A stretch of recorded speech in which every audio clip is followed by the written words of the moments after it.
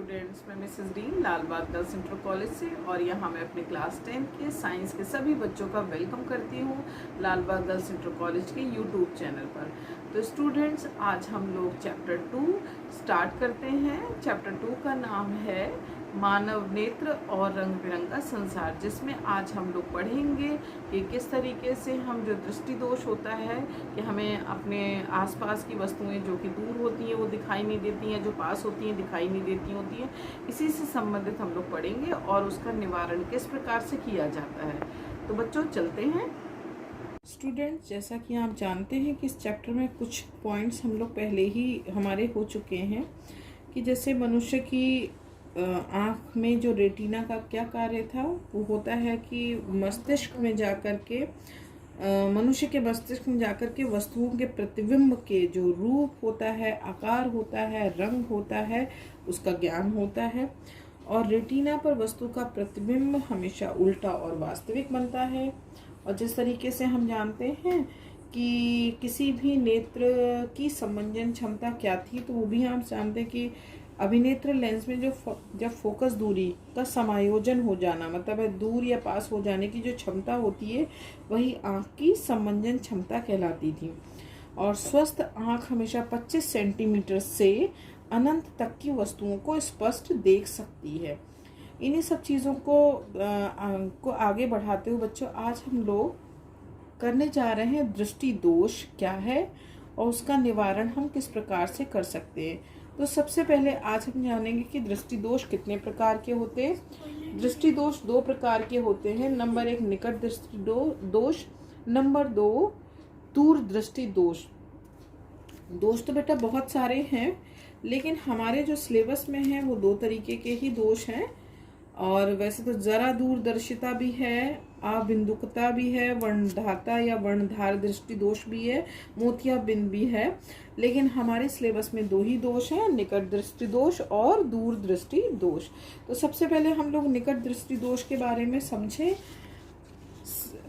आँख का वो दोष, देखिए कभी कभी आपने देखा होगा जब हम पढ़ते हैं या कोई चीज़ देखते हैं तो कभी हमें पास की चीज़ें नहीं दिखाई देती हैं, कभी कभी हमें लगता है पास की तो दिख रही हैं, हमें दूर की नहीं दिखाई दे रही हैं।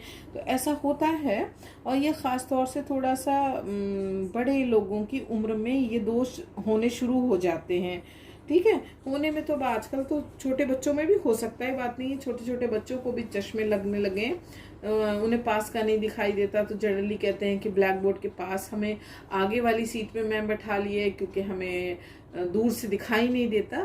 तो कई सारी प्रॉब्लम्स हो जाती हैं, लेकिन अभी इसी को ही हम डिस्कस करेंगे कि ये ऐसा कब होता है।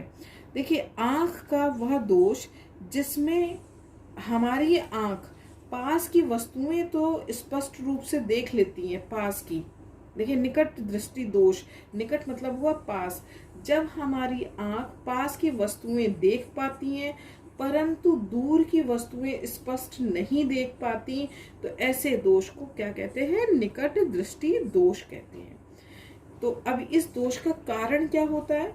क्यों ऐसा होता है कि हम पास का तो देख लेते हैं लेकिन हम दूर का नहीं देख पाते? आंख हमारी वही है, लेकिन इसका कारण क्या है? इसका सबसे बड़ा कारण होता है जो हमारा अभिनेत्र लेंस, जो हमारे नेत्र में जो लेंस लगा होता है, उसकी वक्रता त्रिज्या तो बढ़ जाती है, या फिर उसकी वक्रता त्रिज्या बड़ी हो गई, जिससे उसकी फोकस दूरी क्या हो जाएगी? कम हो जाएगी। पहला कारण ये है। और दूसरा कारण होता है जो नेत्र, हमारी आंखों में जो लेंस लगा होता है और रेटिना, क्योंकि हमारा जो वस्तु का प्रतिबिंब हमारा कहाँ बनता है? नेत्र के रेटिना पे बनता है।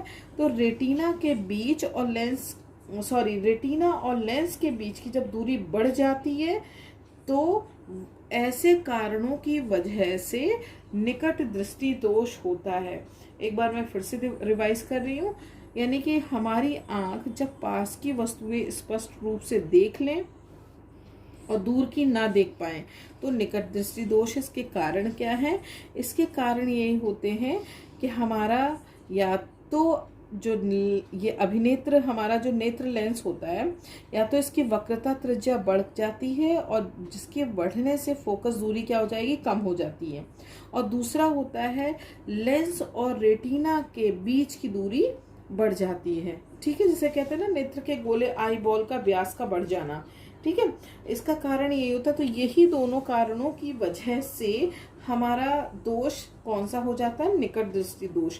अब आपसे पूछा जाए कि निकट दृष्टि दोष का निवारण यानी इसको दूर कैसे किया जाए, तो इसको दूर करने के लिए हमेशा चश्मे में, यानी कि जो हम लोग ये जो हम लोग आंखों में चश्मा लगाते हैं, इसमें अवतल लेंस का ही प्रयोग किया जाता है। तो कहने का मतलब ये है, निकट दृष्टि दोष का निवारण करने के लिए हम चश्मे में उचित फोकस दूरी के अवतल लेंस का प्रयोग करते हैं। तो इस तरीके से बच्चों हमें समझ लग गया कि निकट दृष्टि दोष क्या है। ठीक है, अब इसी तरीके से आपसे जब पूछा जाएगा, इसमें 2-3 तरीके से क्वेश्चन, एक ही क्वेश्चन को पूछ सकते हैं। सिंपली आपसे पूछा जाए कि आपके मानव नेत्र में कितने प्रकार के दोष पाए जाते हैं, निकट दृष्टि दोष या दूर दृष्टि दोष के सिर्फ निवारण लिखिए। तो आपने क्या लिखना है कि दृष्टि दोष 2 प्रकार के पाए जाते हैं, नंबर 1 निकट दृष्टि दोष और नंबर 2 दूर दृष्टि दोष। सिर्फ निवारण पूछा जाएगा कि निकट, तो आप कहेंगे निकट दृष्टि दोष के निवारण के लिए अवतल लेंस के चश्मे का प्रयोग किया जाता है। ठीक है, दूर दृष्टि दोष के निवारण के लिए उत्तल लेंस के चश्मे का प्रयोग किया जाता है। आपसे पूछा जा सकता है इसी क्वेश्चन को इसी वे में कि उत्तल लेंस के चश्मे को जब हम प्रयोग में करते हैं तो उस व्यक्ति में कौन सा दोष होता है।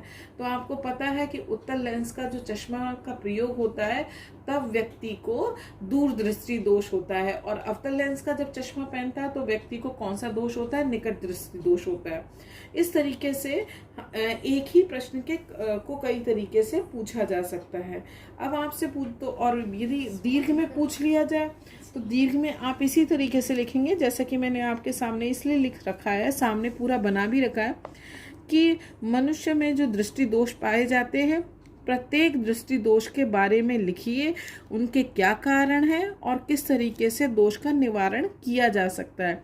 तो आप पहले निकट दृष्टि दोष की डेफिनेशन लिखेंगे, जो भी बताई कि जब मनुष्य में निकट की वस्तुएं तो स्पष्ट रूप से दिख जाती हैं परंतु दूर की वस्तुएं स्पष्ट रूप से दिखाई नहीं देती, तो मनुष्य को निकट दृष्टि दोष होता है।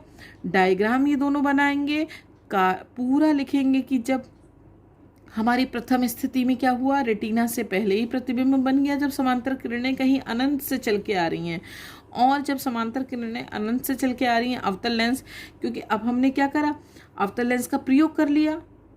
जब चश्मे में अवतल लेंस का प्रयोग कर लिया तो प्रतिबिंब एग्जैक्ट कहाँ बन गया, रेटिना पे बन गया। ठीक है, और जब नहीं कर रहे थे तो रेटिना से बहुत पहले बन रहा था। तो अब फिर आप हेडिंग डालोगे निकट दृष्टि दोष के कारण, दोनों कारणों को लिखोगे, एंड देन लास्ट में लिखोगे निकट दृष्टि दोष का निवारण, और आप लिखोगे इस प्रकार हम अवतल लेंस के चश्मे का प्रयोग करके निकट दृष्टि दोष का जो दोष है उसे दूर कर सकते हैं। ये तो हो गया हमारा पहला दोष। अब दूसरा दोष है दूर दृष्टि दोष। अब दूर दृष्टि दोष क्या है, इस दोष में आँख को, जो हमारी आँख है, मनुष्य की जो आँख है वो दूर की वस्तुएं तो दिखाई देती हैं परंतु पास की वस्तुएं स्पष्ट रूप से दिखाई नहीं देती। तो इस प्रकार के दोष को दूर दृष्टि दोष कहते हैं। देखिए जो नाम है दूर दृष्टि दोष, तो दूर का तो दिखाई देगा परंतु पास का नहीं दिखाई देगा, और निकट दृष्टि दोष होगा तो निकट का तो दिखाई देगा परंतु दूर का नहीं दिखाई देगा। ठीक है, इसमें क्या होता है, जब दूर दृष्टि दोष होता है तो इसमें आँख का जो निकटतम या स्पष्ट न्यूनतम दूरी जो होती है या सामान्य निकट बिंदु होता है वो 25 सेंटीमीटर पर ना हो करके थोड़ा सा दूर खिसक जाता है, इसलिए वाला दोष होता है। मतलब है जो हमारी आँख की स्पष्ट न्यूनतम दूरी होती है, कभी कभी ये भी पूछा जा सकता है कि स्वस्थ आँख के मनुष्य की स्पष्ट न्यूनतम दूरी क्या होगी, तो स्वस्थ आँख के जो मनुष्य के नेत्र की स्पष्ट न्यूनतम दूरी या निकटतम बिंदु 25 सेंटीमीटर होता है। अब इस दोष के कारण क्या होते हैं, आपको जैसे ज़्यादा रटने की ज़रूरत नहीं है। जो आपने अभी निकट दृष्टि दोष में लिखा था उसका जस्ट ऑपोजिट हो जाएगा। पहला कारण होगा कि अभिनेत्र जो लेंस है उसमें वक्रता आपकी कम हो जाएगी। जब वक्रता कम हो जाएगी तो उसकी फोकस दूरी क्या हो जाएगी, बढ़ जाएगी। पहला कारण ये हो गया।